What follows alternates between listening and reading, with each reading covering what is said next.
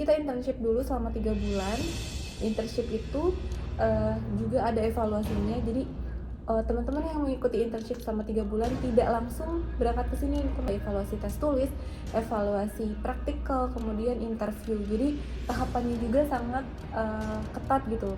Saya sedang S2 waktu itu di Indonesia, ada pengumuman untuk global talentship waktu itu. Beberapa jurusan farmasi, biologi, kimia yang ingin bekerja di perusahaan farmasi tapi di luar negeri. S2-nya saya bioteknologi. Bioteknologi? Iya. Tapi kalau untuk visanya apa Mbak kalau boleh tahu nih? Iya, visanya E7 Kang. Oh E7. Untuk lembur per jamnya yang ada di Osong Plan ini, kita itu muslim pertama gitu, dan mereka heran aja gitu ketika musim panas untuk merubah kita yang tadinya misal filmi yang dulu 2022 sampai filmi yang 2023 tuh jelas sangat berbeda. Bagi perempuan muslimah ya yang bekerja di luar negeri tuh banyak ini ya, ketakutannya biasanya. Takutlah gimana nanti makanan halalnya, kemudian pergaulannya. Kebanyakan orang Korea nih teman-teman internasionalnya. Jadi welcoming-nya itu sangat hangat. Ketika wesik dan ketika perkenalan ya, cuma agak diliatin gitu kan, karena berbeda. Sejujurnya muslim di sini itu banyak sih. Mereka nggak bilang heran, mereka nggak bilang takut atau gimana. Mereka cuma bilang interesting katanya. Jadi menarik banget gitu belajar untuk berdakwah sedikit-sedikit, mengenalkan bahwa ini style Islam tuh seperti ini gitu kan. Assalamualaikum warahmatullahi wabarakatuh. Berjumpa kembali di channel YouTube saya Arisi SSI.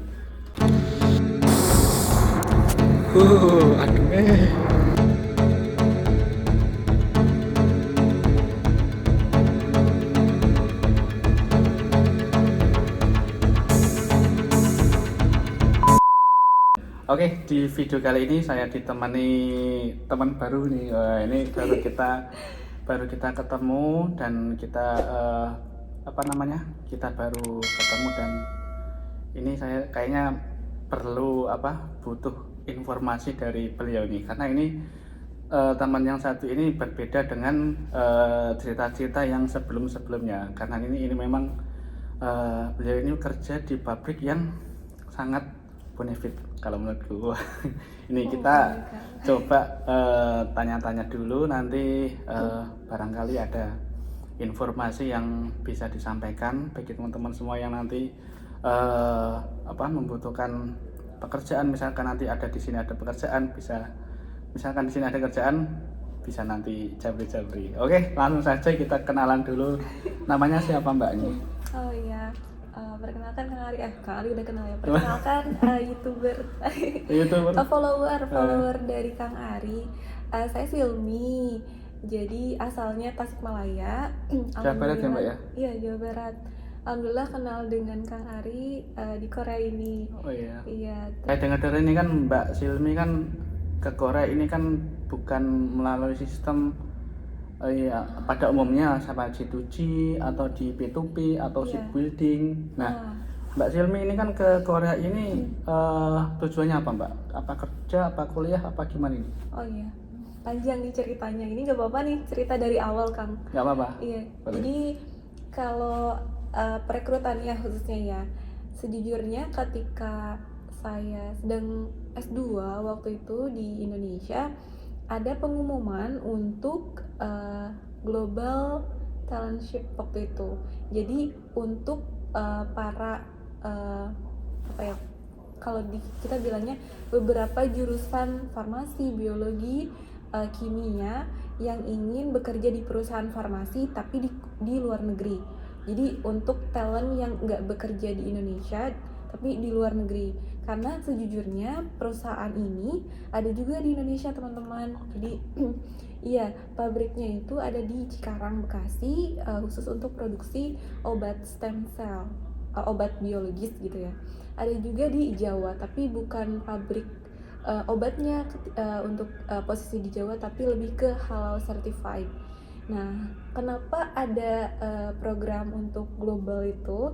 Karena sejujurnya perusahaan yang di Indonesia ini masih baru. Jadi mungkin perlu pekerja-pekerja dari Indonesia nantinya yang punya kualifikasi setara untuk di Korea, karena ini pusatnya itu di Korea teman-teman. Makanya mungkin talent-talent yang dikirimkan ke Korea ini nantinya akan juga dialokasikan atau difungsikan di Indonesia dan sudah terkualifikasi standar pekerja di sini seperti itu. Karena jelas sangat berbeda sekali perusahaan Korea dan perusahaan di Indonesia dalam hal budayanya mungkin dan kinerjanya, etika dan sebagainya. Mungkin kita dididik dulu selama program ini di sini. Nah, dari rekrutmennya sendiri mungkin berbeda dari seperti yang Kang Ari alami dan teman-teman alami di sini. Kenapa? Karena kita itu bukan dikumpulkan di G2G ya, tapi kita melalui internship di perusahaan di Indonesia. Jadi kita internship dulu selama 3 bulan. Internship itu juga ada evaluasinya. Jadi teman-teman yang mengikuti internship selama 3 bulan tidak langsung berangkat ke sini, teman-teman. Ada evaluasi tes tulis, evaluasi praktikal, kemudian interview. Jadi tahapannya juga sangat ketat gitu. Dan ketika kita berhasil, beberapa orang yang berhasil ini kemudian ke Korea, barulah kita dinyatakan sebagai pekerja kontrak. Jadi kita juga belum pekerja permanen. Nah, berbeda dengan teman-teman yang gitu, jadi mungkin kontraknya sudah langsung ditetapkan 5 tahun. Kalau kita berbeda, jadi kita kontraknya itu per tahun, karena tiap tahunnya pun ada evaluasi seperti itu. Jadi ketika kita berhasil lolos evaluasi, ada tawaran dari perusahaan untuk meminta kita menjadi permanent worker atau kontrak juga di sini selama setahun sebelum kita ke Indonesia seperti itu. Lumayan rumit ya. Iya, pokoknya beneran Sumi ingin kasih tahu teman-teman bahwa proses perekrutan sampai kita berhasil ke Korea ini itu semacam tempat belajar yang paling advance gitu, untuk merubah kita yang tadinya, misal Silmi yang dulu 2022 sampai Silmi yang 2023 tuh jelas sangat berbeda. Iya, dari proses evaluasi yang Silmi jalani selama di Indonesia sampai di sini itu membuat secara personal dan profesional tuh berubah gitu. Drastis. Iya, alhamdulillah. Emang kayak gitu, Mbak. Misalkan kalau orang di Indonesia itu misalkan anak mama ya. Iya. Kalau anak mama pasti kalau bekerja di luar negeri, misalkan di Korea, itu pasti akan menjadi pelajaran yang sangat luar biasa, karena di sini itu dituntut untuk belajar mandiri, terus nggak boleh kayak gitulah, yang penting dididiknya mandiri gitu. Iya. Jadi benar-benar secara apapun jadi independen gitu ya Kang ya. Dan kita memang bergantungnya tuh selain kepada ini ya kepada Allah aja gitu. Jadi semua hal yang kita alami itu baru gitu ya Kang. Mungkin akan dan teman-teman juga yang bekerja di Korea. Di sini kan Akang udah berapa lama berarti? Lebih kalau senior saya dari Silmi ya? baru 8 bulan. Oh, 8 bulan juga. 8 bulan. Cuman yang kedua. Oh, Masya Allah ya. Re-entry. Enggak, Mbak, itu cuman ya pengen aja. Iya. Oh, berarti kerasan ya Kang ya? Alhamdulillah ya. Berarti jenengan itu pertama itu direkrut dari perusahaan dari Indonesia atau pas masih kuliah itu? Di Indonesia Kang. Di Indonesia? Oh, itu waktu Silmi daftar itu statusnya mahasiswa semester akhir. Pas daftar awal semester akhir. Iya. Okay. Hanya belum sidang waktu itu. Di pabrik di Indonesia itu? Iya. Oh, berarti yang di Indonesia itu cabangnya, Mbak, atau gimana? Iya. Jadi kalau boleh cerita itu pusat dari pabrik Daewoo ini sejujurnya itu ada di Korea. Nah, di Koreanya pun tempatnya bukan di sini teman-teman. Ini tuh salah satu cabang, namanya itu Osong Plant di sini. Jadi pusatnya tuh ada di Hyeongnam. Nah, di Indonesia sendiri termasuk plant yang baru didirikan.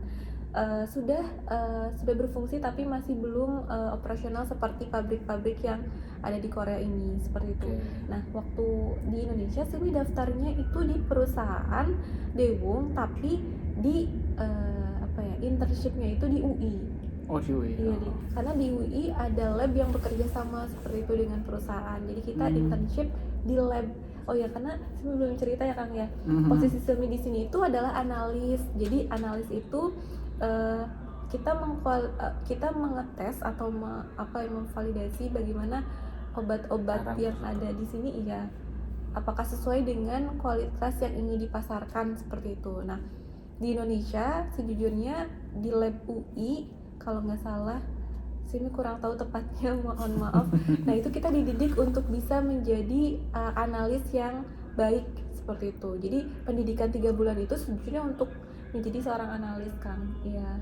Berarti S2 itu jurusan di farmasi apa Oh berarti? enggak, kalau di S2-nya saya bioteknologi. Bioteknologi. Iya. Tapi nyambung kan kerja di sini. Iya, sejujurnya kurang nyambung karena ini pabrik kimia ya Kang ya. Mhm. Tapi alhamdulillah ilmu-ilmu yang saya pelajari untuk ya secara maksudnya GMP atau mungkin pencampuran tes sederhana itu bisa gitu. Cuma untuk linear atau enggak agak ya kurang Oh gitu. gitu ya. Kalau untuk visanya nih, visanya apa Mbak kalau boleh tahu nih? Iya, visanya E7 Kang. Wah E7, wah ini Iya. kalau E7 terkenalnya gajinya gede nih Mbak. Oh, gimana ya Kang? Saya kurang tahu juga. Katanya kalau teman-teman bilang di sini kita UMR gitu Kang. UMR itu. UMR, UMR Korea ya tapi teman-teman. Tapi kalau untuk lembur itu ada atau enggak? Oh iya, kalau untuk lembur per jamnya kita dilaporkan ke tim jang atau misalkan di sini tim leader ya Kang ya. Mhm. Nah, nanti ada kalkulasinya gitu. Kalau saya dan teman-teman Indonesia di sini direkrutnya kan sebagai analis QA atau technical operation. Jadi bukan bagian produksi yang diharuskan untuk lembur per hari. Iya, oke. Mungkin kita lemburnya per jam. Nah, mungkin ya kalkulasinya itu hitungan tambahan gaji per jamnya seperti itu ya. Oke, ini teman-teman nih apa namanya ya? Wah, ini menarik banget ini. Ini beliau berhijab, wah, cewek berhijab di Korea, terus di perusahaan di Korea, terus disiplinnya itu kan non muslim ya Mbak ya. Nah ini mau ngulik tentang pengalaman di sini Mbak, pas pertama kali di pabrik sini kan biasanya kalau orang berhijab itu kan orang Korea itu memandangnya kalau di media itu kan wah ini rasis nih, wah ini nggak bagus nih. Itu gimana Mbak? Enggak Kang. Enggak ya? Enggak. Kalau di pabrik sini gimana? Di perusahaan sini bagaimana? Menurut panjenengan itu apakah orangnya kita sebagai orang muslim itu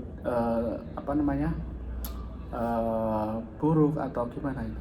Oh iya, alhamdulillah teman-teman, ini juga salah satu pengalaman yang ingin dibagikan karena bagi perempuan muslimah ya yang bekerja di luar negeri itu banyak ini ya ketakutannya biasanya untuk teman-teman Silmi ya biasanya karena takut lagi mana nanti makanan halalnya, kemudian pergaulannya, apakah bisa mengikis keimanan kita atau tidak gitu kan, ketakutannya seperti itu. Nah, tadi pertanyaannya bagaimana respon teman-teman Korea ya? Iya. Karena di sini kebanyakan orang Korea nih teman-teman internasionalnya. Jadi welcomingnya itu sangat hangat pertama, dan ketika khususnya untuk Silmi yang ada di QC Team QC Team 2 ya. Jadi QC 2 di sini itu satu-satunya muslimah dan berhijab gitu. Masa? Ketika wasik dan ketika perkenalan ya cuma agak diliatin gitu kan karena berbeda. Sejujurnya muslim di sini itu banyak sih. Di Korea itu banyak banget kan sekitar 30.000 katanya kan dari informasi KBRI. Tapi untuk teman-teman yang ada di Osong Plan ini, kita itu muslim pertama gitu, dan mereka heran aja gitu ketika musim panas, karena waktu pertama kali Silmi datang ke sini tuh musim panas dan berhijab gitu. Tapi ketika Silmi orangnya belak-belakan kan ketika wasik mungkin teman-teman di sini heran ya kenapa saya menutup kepala dan sampai saya di sini pakai gamis teman-teman, menutup kepala sampai bawah gitu kan. Iya, terus mereka tuh cuma bilang anehnya tuh kayak enggak, saya atau misalkan saya heran aja, enggak mereka nggak bilang heran, mereka nggak bilang takut atau gimana, mereka cuma bilang interesting katanya, jadi menarik banget gitu. Kenapa Oh, kenapa kamu menutup semuanya gitu? Cuma mereka awal-awal nggak berani tanya, hanya apa ya? Oh enggak, kita tuh melihatnya malah unik gitu, fashion style yang berbeda aja gitu, dan heran aja kenapa kamu menutupnya di musim yang sangat panas ini gitu kan. Sampai ketika iya betul betul masuk iya, masuk. dan teman-teman tuh langsung ketika sudah kenal dekat baru tanya-tanya gitu kan, kenapa? Oh demi perlihatkan bahwa saya tidak bisa memperlihatkan rambut saya seperti teman-teman yang di sini karena itu aurat itu yang tidak boleh saya perlihatkan. Jadi ya belajar untuk berdakwah sedikit-sedikit, mengenalkan bahwa ini style Islam tuh seperti ini gitu kan. Dietary kita, terus fashion kita, stylenya berbeda, dan itu menjadi referensi baru untuk teman-teman Korea gitu kan. Oke, iya. Alhamdulillah sih penerimaannya enggak ini kan. Nggak begitu mas buruk ya, maksudnya nggak apa namanya, orang Korea itu menilai kita itu Berbeda nggak saja. berbeda ya. Iya, tapi tidak aneh gitu ya Kang. Perbedaannya. Untuk makanan mungkin kan Oh boleh iya, cerita nggak iya, Kang? untuk makanan gimana nih Mbak sampean Nah, itu? iya. Jadi kalau teman-teman mungkin tahu di sini tuh ada budaya hwesik. Hwesik tuh untuk makan-makan perusahaan gitu ya Kang. Iya. Nah. Oke, iya. Kemarin juga saya wisik tuh. Iya. Di pabrik saya itu ada wisik Mbak. Biasanya Oh. kalau akhir tahun ya, pas di apa? Mendekati tahun baru atau enggak di Natal itu biasanya ada wisik di pabrikku itu. Setahun sekali biasanya. Nah, itu ya semua karyawan, Iya, semua iya. karyawan diajak ke restoran mana, terus nanti makan apa namanya bareng gitu. Cuman kan kalau untuk kemarin itu kan di pabrik saya itu emang sudah diatur, maksudnya khusus orang Indonesia ini, terus makanannya ini gitu. Terus untuk orang Thailand kan kebetulan di pabrik saya kan juga ada orang Thailand juga gitu. Oh. Nah di pabrik terus yang bagian sini orang Thailand, terus bagian sini orang Korea gitu. Nah, jadi dibagi-bagi gitu. Antara nanti makan ini, makan ini, makan ini. Itu perbedaannya apanya? Daging halal atau? Ya, yang pertama konsumsi halalnya dan apa namanya konsumsi yang dimakan itu. Terus untuk minumannya kan kadang kalau orang Thailand atau orang Korea kan sering makan yang botol hijau gitu kan. Iya. Nah seperti itu. Nah itu kalau untuk di pabrik saya juga ada wisik gitu Mbak. Iya. Kalau di sini bagaimana? Iya, di sini juga ada hwesik dan ketika lucu ya Kang, boleh cerita nggak? Boleh cerita aja. Jadi kan hwesik ketika kita mengikuti hwesik mungkin akan tadi sudah dipisah-pisah. Kalau kita itu di sini tidak teman-teman gitu kan. Hwesik di restoran A misalkan. Nah, baru saya sebagai muslim, teman-teman muslim tuh cek menunya gitu. Oh, di restoran ini tuh menunya tuh ini. Wah, kita nggak bisa pesen. Nah, awal-awal itu ketika saya belum speak up bahwa saya belum bisa makan, sebenarnya teman-teman tahu bahwa kami tidak bisa makan beji gogi. Cuma mungkin preferensi muslim khususnya saya itu tidak bisa memakan daging babi, tapi daging lain yang non halal. Mungkin kan di sini karena ayamnya, sapinya tidak disembelih dengan prosedur halal, jadi tidak halal seperti itu teman-teman. Nah, orang atau teman-teman Korea di sini belum paham sampai ke arah sana, makanya ketika menunya itu hanya tadi misalkan daging ayam atau daging sapi, tapi saya tidak bisa makan kan. Nah, sebelum saya speak up saya tidak bisa makan itu, saya hanya beralasan, oh maaf saya tidak bisa ikut karena saya tidak enak badan dan sebagainya. Jadi daripada ketika saya di sana tidak makan dan membuat orang-orang tidak nyaman, saya memilih untuk tidak ikut. Awal-awalnya seperti itu karena sulit gitu ketika preferensi muslim yang lain makan, saya tidak, saya khawatir akan menimbulkan ketidaknyamanan seperti itu. Tapi setelah saya mulai speak up gitu, maaf saya tidak makan daging itu gitu. Lah itu daging ayam, kenapa tidak makan? Akhirnya saya mulai cerita sedikit-sedikit gitu ke teman-teman Korea bahwa bagaimana ayam yang bisa saya makan gitu. Saya analogikan, ini ayam A, ini ayam B. Ayam A dipotong dengan jalan A. Ya, ayam B dipotong dengan jalan B tapi menggunakan Bismillah seperti itu. Ini menjadi ayam tidak halal, ini ayam halal. Ini ayam B yang halal. Ayam B ini yang bisa saya makan, ini enggak. Terus teman saya tanya, hah? Hanya karena pemotongan itu saja sesuatu bisa kamu makan, ya? Dan itu menariknya ketika kita dakwah mengenalkan Islam sedikit demi sedikit ke teman-teman Korea, itu tuh menjadi hal yang balik lagi ke kita gitu kan. Bagaimana kita bisa menjelaskan sesuatu yang sederhana menjadi ya diterima seperti itu. Iya, powerfulnya Bismillah ketika kita mengsacrifice atau mengorbankan nyawa untuk Allah itu sangat berarti ternyata teman-teman. Dan hanya itu yang bisa saya makan seperti itu. Dan pertanyaannya, apakah hanya dengan Bismillah atau orangnya harus Islam dan berbismillah gitu? Sampai saya mencari referensi lain dan menjelaskannya lagi, itu perjalanan yang sangat panjang untuk memberikan pemahaman kepada teman-teman Korea. Akhirnya ketika basic selanjutnya, Kang, saya tuh malah ditawarinya tuh seafood gitu. Jadi kita malah restoran seafood aja. Dan ketika kita misalkan ketika bakar-bakar samgyeopsal, oh enggak, untuk Ami ini aja, udang aja, untuk Ami mushroom aja, untuk ini untuk Ami. Jadi teman-teman Korea itu tahu bahwa ini makanan yang bisa dimakan oleh Muslim seperti itu.